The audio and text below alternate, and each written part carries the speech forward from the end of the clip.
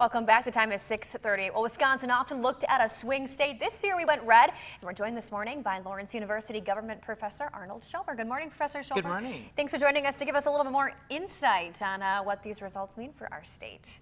So let's begin with the big one this morning, the presidential election. Wisconsin hasn't voted Republican since '84. Talk a little bit about that. The big thing for Wisconsin here. Yeah, what we've seen in the last couple of election cycles is that Wisconsin has been trending Republican. We had Scott Walker win reasonably well in 2010. He won a big recall election, then a re-election, and now Ron Johnson and Trump doing very well in Wisconsin in a presidential year. This isn't, quote, supposed to happen, and yet through a number of factors, right, he's been able to pull it off. Both of those men were able to pull it off here in Wisconsin. Now, during the campaign, Hillary Clinton did not visit. She hasn't visited for several months. Trump visited 5 times recently. Do you think that played a role? Absolutely. I mean, Clinton and Trump were both using somewhat unconventional strategies. Clinton didn't campaign very much in person. She had plenty of ads. Tim Kaine, the vice presidential candidate, was everywhere. But Clinton was very confined to a few states, and I think that hurt her, especially if you look at turnout around Madison and Milwaukee, where most of the Democratic votes in Wisconsin are now. I mean, she wasn't there, and I think that hurt her margin here. Can you elaborate maybe a little bit on the campaign strategies? What went well for Trump?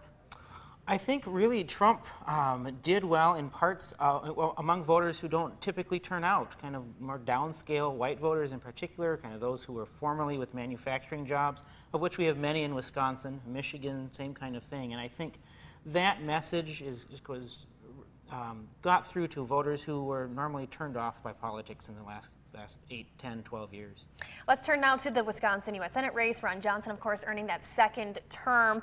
He did trail, though, in the polls for most of the election, so kind of maybe a shock to some folks. It was. Ron Johnson was widely expected by political handicappers to be the most vulnerable Republican in the Senate. That's not what happened. He won handily here. Russ Feingold was unable to capitalize on his own name recognition. And I think it really is a broader trend, again, of Wisconsin moving more and more Republican.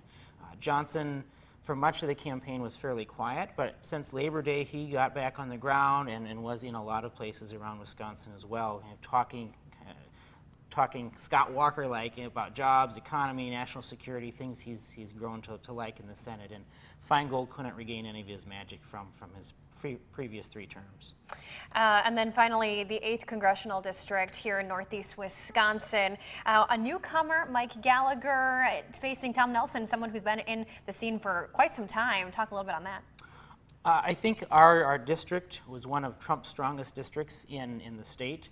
Gallagher was able to ride on that base of support. Tom Nelson's support is very localized around in the southern part of the 8th District. He wasn't able to expand very much beyond that. And Nelson has been in local politics for a long time. I think he thought he might be able to move up a level this year. This wasn't the year for him to try. I think Trump wasn't as toxic as he thought he might be. Mike Gallagher, with a pretty good resume for a first-time candidate for U.S. Congress, really capitalized on that. All right, Professor Schober, thank you so much for your insight this morning. We appreciate you stopping by. It's my pleasure. All right, we'll be right back.